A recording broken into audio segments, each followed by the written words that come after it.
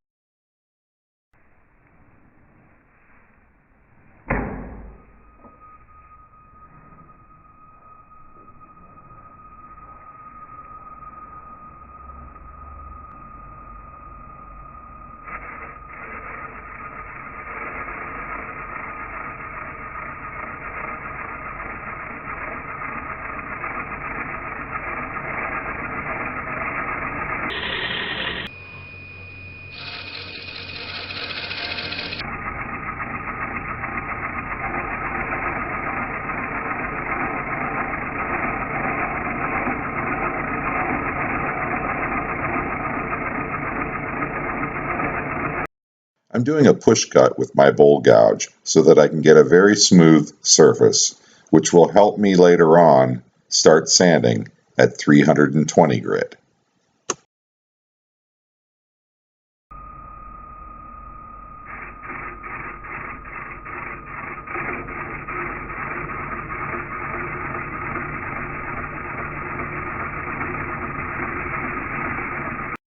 Just doing a little surfacing here.